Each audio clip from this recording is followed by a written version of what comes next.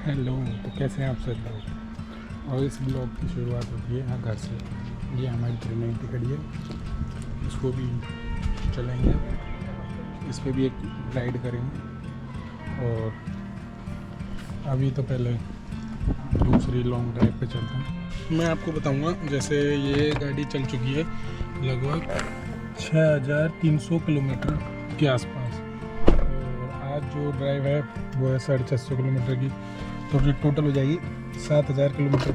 मैं आपको एक ओनरशिप रिव्यू दूंगा इसका, गाड़ी का 6-7 हज़ार किलोमीटर का, जो गाड़ी की बुकिंग से लेके और अब ये चल चुकी है इतने टाइम तक। तो ये पूरा जो इसका बीच का ड्यूरेशन है, इसमें जो भी है फर्स्ट सर्विस और गाड़ी की परफॉर्मेंस, माइलेज, सारी चीज़ें एक कंप्लीट रिव्यू दूंगा आपको इस वीडियो में, कि मुझे क्या चीज़ें अच्छी लगी, क्या नहीं लगी, और क्या क्या अच्छा होना चाहिए था, क्या क्या इसमें कमी है, तो सारा कुछ बताऊंगा आज। पहले इस गाड़ी में निकालते मिलते सीधा हाईवे पर।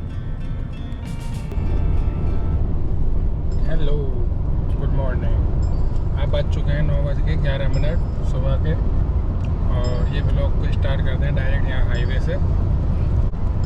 मैं आपको बताता हूँ जैसे कहाँ से स्टार्ट हुई थी, कहाँ जाके ख़त्म हुई है ये जर्नी थी। जो इस वीडियो को शुरू करते हैं बिल्कुल शुरू से, कि थार रॉक्स लेने का कैसे प्लान बना, उससे पहले माइंड में कौन कौन सी गाड़ी थी, कौन कौन सी मैं देख रहा था, किस तरह की गाड़ी चाहिए, वो सब कुछ बताता हूँ। सबसे पहले हमने 3 गाड़ी डिसाइड कर रखी थी। एक तो थी XUV 700, एक स्कॉर्पियो एन और एक थार रॉक्स, ठीक है। तो उनमें थार रॉक्स ही क्यों ली, कि मुझे चाहिए थी 4x4 गाड़ी, और 4x4 में थी XUV 700। XUV 700 में आता है लेकिन ऑल व्हील ड्राइव आता है। अगर वो मैनुअल में होती ऑल व्हील ड्राइव तब भी चल जाती, बट वो ऑटोमेटिक में थी, ऑटोमेटिक चाहिए नहीं थी, इसलिए XUV 700 नहीं लेने का कारण ये था। अब लिस्ट में बचे मात्र 2 गाड़ियाँ, एक स्कॉर्पियो एन और एक थार रॉक्स। अब इन दोनों में से एक लेनी थी। स्कॉर्पियो एन लॉन्च हुई थी उस टाइम, मैंने देखी थी। सबसे बड़ा कारण था कि वो पीछे के जो इसका लुक है वो मुझे पसंद नहीं आ रहा था उस टाइम, वरना वो जैसे लॉन्च हुई थी उसी टाइम ले लेते। और ये तो अपनी अपनी चॉइस होती है। और दूसरी बात, जैसे एक बार गाड़ी ले लेते हैं उसके बाद सब कुछ पसंद आने लग जाता है। फिर मैंने सोचा कि थोड़ा और वेट किया जाए, क्योंकि थार रॉक्स के स्पाइक शॉर्ट वो बार बार आए जा रहे थे, टेस्टिंग चल रही थी इसका, ऐसा लग रहा था कि हाँ जल्दी क्या पता लॉन्च हो जाए। तो फिर स्कॉर्पियो इनका कैंसिल कर दिया। फिर सिटी विटी में चलाना होता है, तो थार रॉक्स ही 5 सीटर, वो 7 सीटर की नीड नहीं थी, एक ये भी कारण था। तो क्या है, हो जाता है, वो धीरे धीरे यूज्ड टू हो जाते हैं, वो पसंद आने लग जाते हैं, एक बार गाड़ी ले लेते हैं। तो मैन ये भी था, मुझे ज़्यादा बड़ी गाड़ी नहीं चाहिए थी, बहुत ज़्यादा, तो उसमें स्कॉर्पियो एन का ऑप्शन ऐसे ख़त्म हो गया। बची थार रॉक्स। तो अब आते हैं थार रॉक्स के ऊपर। हाँ, जैसे थार रॉक्स शोरूम में आई थी, उससे पहले क्या है, हम एक ट्रिप पे गए थे मसूरी, और मसूरी गए थे हम थार लेके, थार 3 डोर। जब उसको लेके गए थे तो मसूरी की हमारी 2-3 दिन की ट्रिप थी। तो थार मैंने ड्राइव की थी पूरे टाइम 800-900 किलोमीटर। जब वो चलाई थी तो काफ़ी बढ़िया लगी मुझे वो चलाने में। उसमें ये था, बॉडी रोल था, और पीछे जो बैठते हैं उसमें भी काफ़ी प्रॉब्लम होती है, बट हम 4 कैंडिडेट्स थे और ऐसे फ्रेंड थे, तो ज़्यादा उसमें दिक्कत नहीं आई, उसको चलाने में काफ़ी मज़ा आए। फिर मैंने सोचा कि एक बार थार रॉक्स अगर लॉन्च होती है तो उसका वेट करते हैं। फिर थार रॉक्स लॉन्च हुई और उसके बाद शोरूम पे आई। फिर हमने सबसे पहले टेस्ट ड्राइव ली, और टेस्ट ड्राइव लेने के बाद जो मेरा फर्स्ट इंप्रेशन था थार रॉक्स चलाने का, मेरे को शायद तरीके से बढ़िया लगी थी। बॉडी रोल वगैरह बिल्कुल नहीं था इसमें, ना के बराबर था। बट एक चीज़ तो वो कमी थी, जो ये स्पेस है, अभी मैं आगे बताऊँगा, वो लेग रूम वगैरह, ये वो फर्स्ट टाइम चलाई थी तभी लग गया था मुझे कि हाँ ये थोड़ा कम है। क्योंकि कोई ना, थार रॉक्स और सब तरीके से बढ़िया थी। तो इस तरह से थार रॉक्स का माइंड बना लिया था पूरी तरीके से कि हाँ ये लेनी है, ठीक है। यहाँ तक तो ये बातें होती है इस जर्नी की, कि थार रॉक्स कैसे चूज़ की। अब उसके बाद आते हैं बुकिंग प्रोसेस। था हमारा बुकिंग प्रोसेस। अब उसके बारे में बताता हूँ। एक बार इसमें डीजल डलवाते हैं, फिर अपनी बातें दोबारा कंटिन्यू करते हैं। बहुत ज़्यादा पीती है ये, इसलिए बार बार जाना पड़ता है पेट्रोल पंप।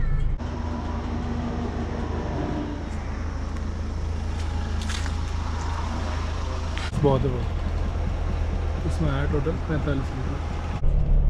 अब देखो इसमें डीजल डलवाया है, इसमें आया 45 लीटर और इसमें रेंज दिखा रहा है 612 किलोमीटर। इसमें हमेशा जब भी फुल करवाइए टैंक, और इसमें रेंज हमेशा अलग अलग बताइए।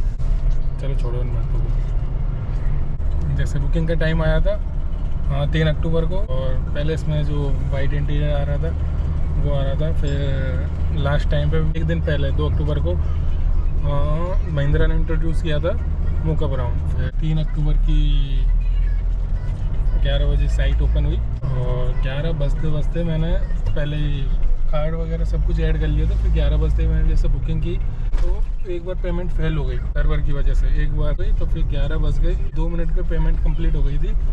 तो इस तरह से हमारी बुकिंग तो हो गई थी, बड़ी खुशी हुई थी। और फिर उसमें उसमें बता रखा था 25 अक्टूबर, मेरे को एग्जैक्ट याद नहीं है, बट 25 अक्टूबर को आपको एस्टिमेट डेट मिल जाएगी कि आपकी गाड़ी कब डिलीवर होगी। बुकिंग से रिलेटेड एक और बात, वो XUV 700 और स्कॉर्पियो एन की जब बुकिंग ओपन हुई थी तब उसमें एक था इंट्रोडक्टरी प्राइस। उस टाइम बुकिंग के टाइम जो प्राइस थी वही आपको डिलीवरी के टाइम मिलेगी, चाहे डिलीवरी आपको कभी भी मिले गाड़ी, महीने, 6 महीने, 7-8 महीने, 12 महीने, जब भी मिलेगी आपको इंट्रोडक्टरी प्राइस पे मिलेगी जो गाड़ी है। स्कॉर्पियो एन में भी ऐसा ही था, XUV 700 में भी ऐसा ही था। और फिर हमारी बारी आई थार रॉक्स लेने की, तब ये चीज़ ख़त्म कर दी।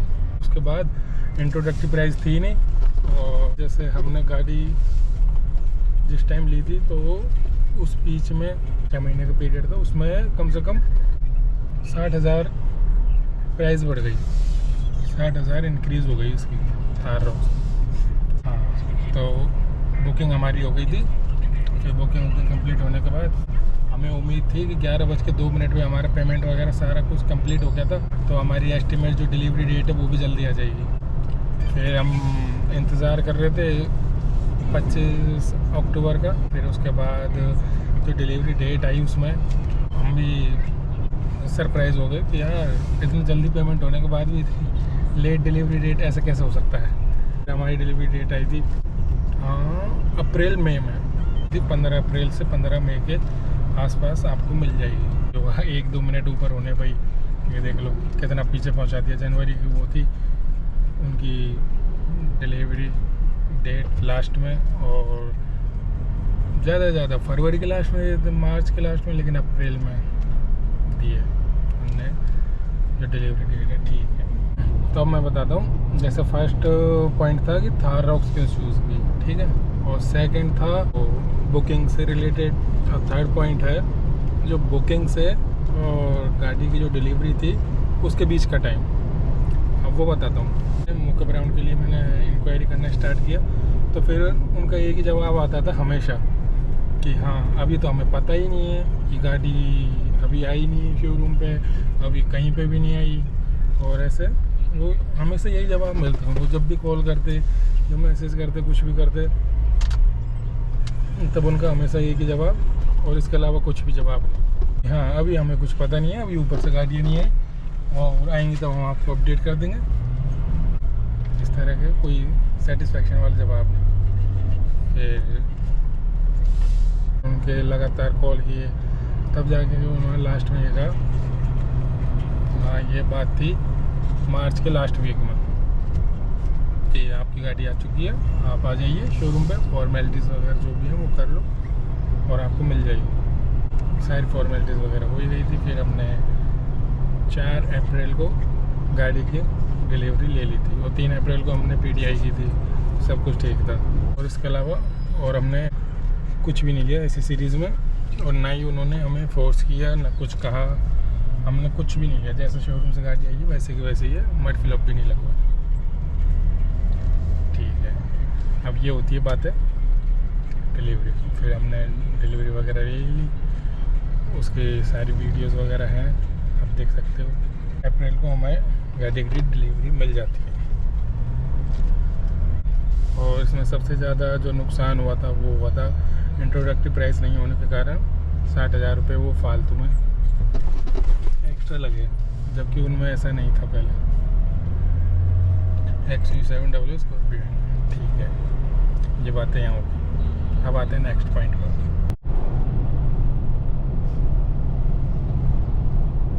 हाँ, अब हम आते हैं नेक्स्ट पॉइंट पर, तो है सर्विस से रिलेटेड। ये ओवरऑल में क्या है, अभी स्टार्टिंग में अभी थार रॉक्स के ऊपर अपन गाड़ी के बारे में, गाड़ी परफॉर्मेंस के बारे में नेक्स्ट पॉइंट पर आएंगे।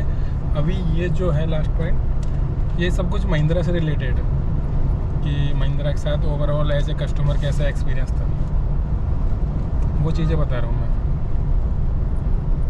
अब नेक्स्ट पॉइंट आते हैं, हम डिलीवरी ले ली हमने गाड़ी की, उसके बाद आता है सर्विस का टाइम, जो कि होती है फर्स्ट सर्विस 2000 किलोमीटर पर। सबसे पहले तो सर्विस जैसे गाड़ी की खरीदी थी उस टाइम भी वो स्टार्टिंग बुकिंग करानी पड़ती है, फिर उसके वेटिंग का इंतज़ार करना पड़ता है कि वेटिंग क्लियर होगी तब जाके हमें गाड़ी मिलेगी। ऐसे सर्विस में भी ऐसा ही था, बिल्कुल सेम। जैसे सर्विस करवाने का टाइम आया तब उसमें भी बुक करवानी पड़ी पहले सर्विस, और सर्विस बुकिंग में बहुत दिक्कत आई।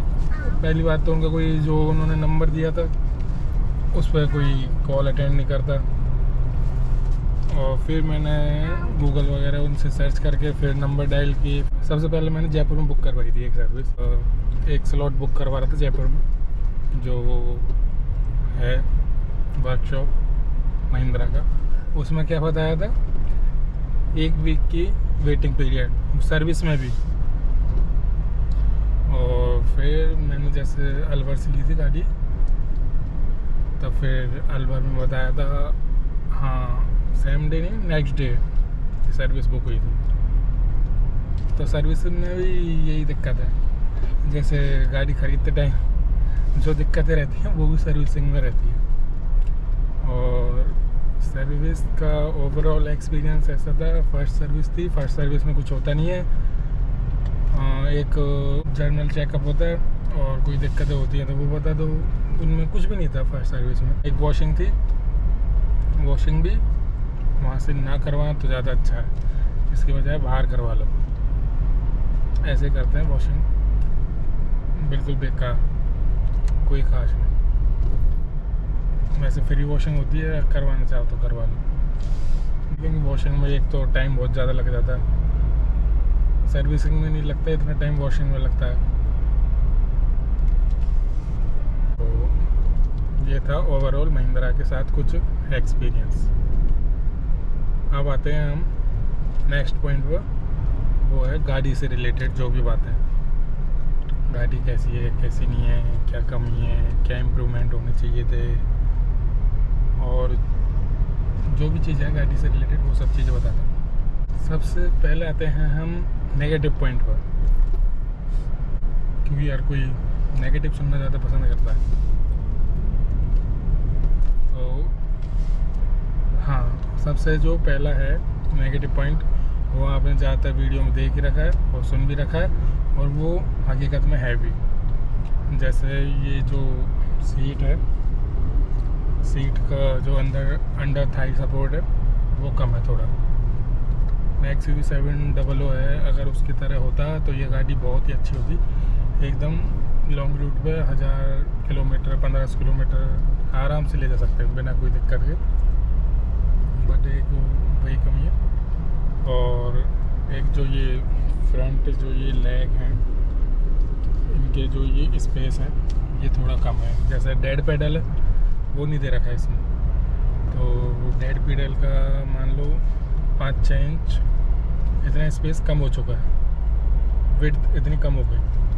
अगर वो और होता तो ये थोड़ी, ये लेग रूम है और ये विड्थ है लेग की, ये भी थोड़ी ज़्यादा हो जाती है, ये स्पेस ज़्यादा मिल जाता है। और अंडर थाई सपोर्ट बस, और पीछे जो ये बैक का सपोर्ट है ये काफ़ी बढ़िया है, इसमें कोई दिक्कत नहीं है। एक ही कमी है आगे, अंडर थाई सपोर्ट। और सेकंड पॉइंट, बोतल रखने की कमी, बोतल वगैरह इसमें नहीं रख सकते टॉप मॉडल में, और टॉप से नीचे हैं उसमें आराम से आ जाएंगे, क्योंकि ये टॉप मॉडल में क्या है, ये स्पीकर दे रखे हैं हरमन कार्टन के, तो वो जो जगह है स्पीकरों ने ले ली, इस वजह से मॉडल की स्पेस कम है। और जो इससे नीचे के मॉडल है X7L से, उसमें आराम से रख सकते हो, उसमें नहीं है ये प्रॉब्लम। ठीक है, ये दो हो गए। और बात करता हूँ इलेक्ट्रॉनिक से रिलेटेड इश्यू, अभी तक क्या क्या है। एक तो सबसे पहले इसमें आया था टायर प्रेशर का एरर, उसमें ना कोई हवा कम हुई, ना कोई पंचर, ना कुछ, उसमें बार बार एक ही चीज़ लिखी आती थी, टायर प्रेशर एरर लिखा आता था। और कुछ टाइम बाद दोबारा अपने आप सही हो जाता और फिर दोबारा आ जाता।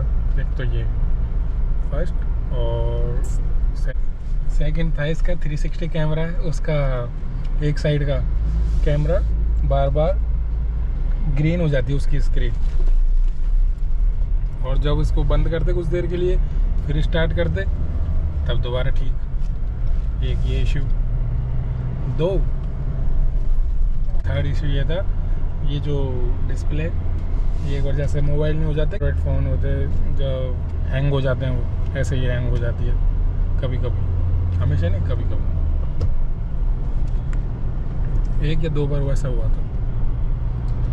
ये 3 एरर हो गए। हाँ जी, तो इलेक्ट्रॉनिक्स में तो ये 3 ही एरर थे, और 3 कोई बहुत ज़्यादा बड़े एरर नहीं थे, ये आते हैं और अपने आप चले जाते हैं, इनमें कोई इशू नहीं है ज़्यादा बड़ा। और एक और नेगेटिव पॉइंट बताता हूँ मैं। जैसे ये सनरूफ है, तो ये सनरूफ का ये ऊपर का ये है, ये कर्टन, ये बहुत ज़्यादा पतला है, तो फिर क्या होता है, जैसे धूप पड़ती है ना, तो इसमें हल्की हल्की हीट आती है। जैसे ये गिलास है ऊपर, गिलास के अंदर थोड़ा थोड़ा, जैसे ये तो काफ़ी बढ़िया है ये वाली, लेकिन उसमें से थोड़ी थोड़ी हीट आती है, तो फिर ऐसा होता है, थोड़ा ठंडे भी हो रहे होते हैं और ऊपर से थोड़ी थोड़ी हीट आ रही होती है, तो थोड़ा गर्म हो रहा होता है। तो ये थोड़ा एक ज़्यादा अच्छा नहीं है, इसका कुछ सॉल्यूशन भी नहीं है, मेरे को ऐसा लगता है। और ये थे कुछ नेगेटिव आएगी।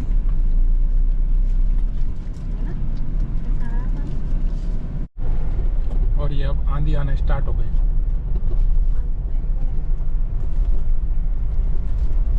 तो हाँ, एक और नेगेटिव बताता हूँ मैं इससे रिलेटेड, राइड क्वालिटी से रिलेटेड।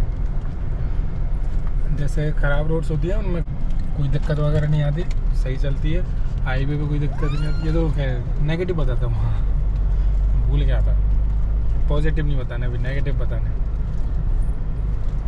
जैसे कोई ऊबड़ खाबड़ रोड होती है और कुछ ज़्यादा ही गड्ढे होते हैं, तो उनमें क्या है, गाड़ी थोड़ी हिलती ज़्यादा है। ऐसे मैंने एक पिछली वीडियो में बताया था, एक बार ये गाड़ी अभी घूम जाए तो मैं बताऊँ ढंग से, ऐसे हिलती है ज़्यादा। बस ख़राब रोड्स में एक ये दिक्कत है, और इसके अलावा नेगेटिव ज़्यादा कुछ नहीं है।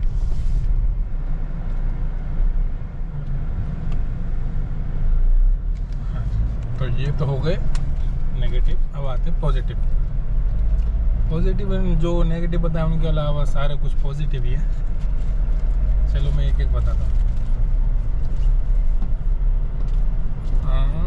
सबसे पहले सीट कंफर्ट की बात करते हैं। फ्रंट सीट की तो मैंने बता ही दिया था क्या नेगेटिव था, अंडर थाई सपोर्ट नहीं। और बट जो ये है, ये जो बैक की सपोर्ट होती है, ये वाली सीट बहुत अच्छी है।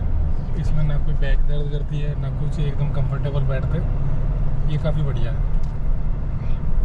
जो एक वो नेगेटिव था, ये इसको कवर कर लेती है, तो एक पॉजिटिव। और बात करते हैं बैक सीट की, रियर सीट की, पैसेंजर रियर सीट, वो काफ़ी कंफर्टेबल है, उसमें आराम से जा सकते हैं 800, 900, 1000 किलोमीटर बैठ के नॉन स्टॉप, काफ़ी बढ़िया सीट है। और दूसरी बात करते हैं हाईवे कंफर्ट की। तो हाईवे पे आप अब जैसे ये चल रही है 130-135 तक, तो बिल्कुल ऐसा लगेगा आपको हाँ बिल्कुल सही चल रही है, कोई दिक्कत नहीं है।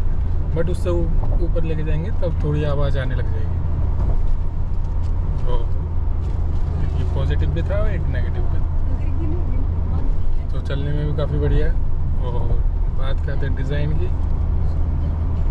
डिज़ाइन अपनी अपनी पसंद होती है, मेरे को बहुत अच्छी लगती है डिज़ाइन जो है थार रॉक्स की। तो इस तरह की कुछ डिज़ाइन। और बात करते हैं गाड़ी की ड्राइविंग एक्सपीरियंस कैसा है।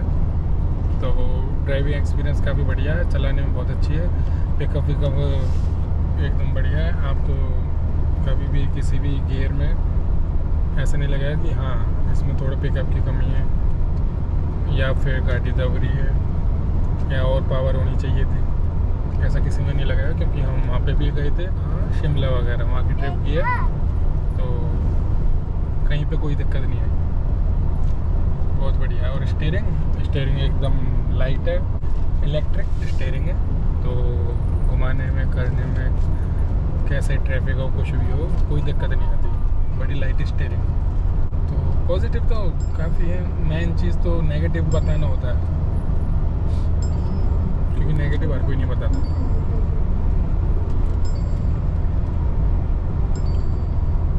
और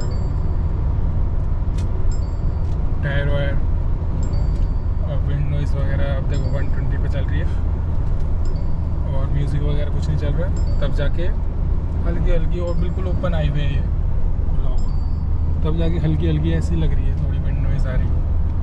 और ये बॉक्स डिज़ाइन होने के कारण, वरना वो भी ज़्यादा बड़ा इश्यू नहीं है। और ये कोई नेगेटिव नहीं है, क्योंकि ये जो इसकी सामने की विंडशील्ड है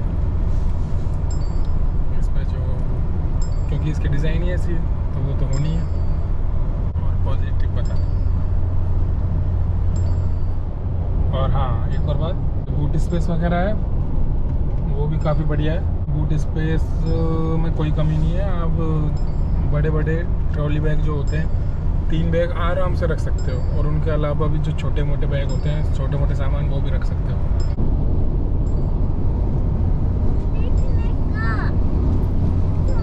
अब देखो मैं पॉजिटिव की बात कर रहा था, अब ये 130 पे चल रही है और 130 काफ़ी बढ़िया चल रही है, काफ़ी स्टेबल है, बढ़िया है ड्राइव क्वालिटी। और सबसे बड़ा इसका पॉजिटिव पॉइंट है इसकी रोड प्रेजेंस, जो देखने में लगती है वो कितनी एकदम शानदार लगती है। तो सबसे बड़ा पॉजिटिव पॉइंट तो वही है। उस पॉजिटिव पॉइंट के आगे सारे छोटी मोटी कमियां तो इग्नोर कर सकते हैं। ऐसे कोई मेजर इशू नहीं है, कोई बहुत बड़ा, छोटी मोटी हैं इलेक्ट्रॉनिक वगैरह इनकी कमियां। और फ्रंट सीट की एक बस ये है मेजर नेगेटिव इसमें, वरना और कुछ भी नहीं है। और उनके अलावा जो कुछ बताएं नेगेटिव, उनके अलावा सारा कुछ पॉजिटिव है। एडास वेडास सारी चीज़ें हैं, वैसा है। ओवरऑल बढ़िया गाड़ी है।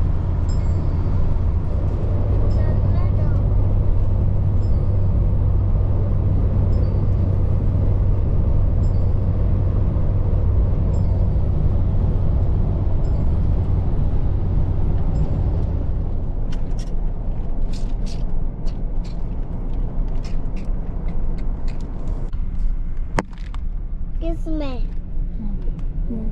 स्विमिंग पूल में। Continue on National Highway 27 for 17 kilometers. और ये देखो आगे बिल्कुल आंधी तूफान आ रहा है, मिट्टी मिट्टी मिट्टी मिट्टी। इधर कंस्ट्रक्शन चल रहा है इस वजह से। हाँ एक और पॉजिटिव बताता हूँ, जो इसका एड्रेनॉक्स एप्लीकेशन है वो काफ़ी अच्छा है। जैसे मान लो आपकी गाड़ी है, कभी भी कोई लेके जाता है, कोई यार दोस्त, कोई फैमिली मेम्बर कोई भी लेके जाता है, तो जिसका मोबाइल नंबर आपने दे रखा है तो उसको सारी चीज़ों का पता रहेगा कि गाड़ी कहाँ जा रही है, कहाँ नहीं जा रही, कितनी स्पीड में जा रही है, कौन से गियर में चल रही है और कितनी डिस्टेंस कवर की है और फ्यूल कितना है, सारा कुछ बताया। जो एड्रेनॉक्स एप्लीकेशन है काफ़ी बढ़िया है इसमें, ये मेरे को बहुत बढ़िया लगा। और आप रिमोटली गाड़ी को स्टार्ट कर सकते हो, बंद कर सकते हो, सनरूफ ओपन कर सकते हो, क्लोज कर सकते हो, सारा कुछ कर सकते हो। बस काफ़ी सारे हैं पॉजिटिव नेगेटिव। तो और मुझे कुछ याद आएगा तो मैं आपको बता दूंगा, अभी याद आ जाता है तो अभी बता दूंगा, वरना कोई नेक्स्ट वीडियो में बताऊंगा मैं। तो ये कुछ इस तरह का ये बातें थी इस ब्लॉग में।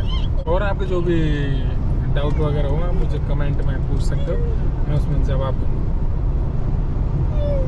क्योंकि कई बार ऐसा होता है ना, याद नहीं, मुझे जो जो कुछ याद आता गया मैं बताता गया, अगर जो याद नहीं आया वो मैं नहीं बता पाया, ऐसा है। ठीक है जी। देखो मैं एक एरर की बात कर रहा था ना, अब वो लाइव देख लो। इस तरह से ये कभी भी दिखा देता है। मैं आपको लाइव दिखा रहा हूँ एग्जांपल। ये एरर है, ये आ रहा है, कुछ देर बाद अपना आप हट जाएगा। इस तरह से आते रहता है कुछ ना कुछ। बताता हूँ जो भी है। चलो मैं आपको एक और पॉजिटिव बताता हूँ। अब ये हमने डिस्टेंस कवर की है 300 किलोमीटर 4 घंटे में 300 किलोमीटर। जो ये डिस्टेंस थी विद फैमिली हमने कवर की है। कंफर्टेबल काफ़ी बढ़िया है। जो देखो 300 किलोमीटर नॉन स्टॉप चल लेते हैं, वो भी फैमिली के साथ बिना किसी स्टॉपेज के, तो कंफर्ट तो है। आप बताना आपको कैसा लगा ये ब्लॉग, और करते हैं इस ब्लॉग को यहीं ख़त्म। बाय बाय, फिर मिलते हैं नेक्स्ट ब्लॉग।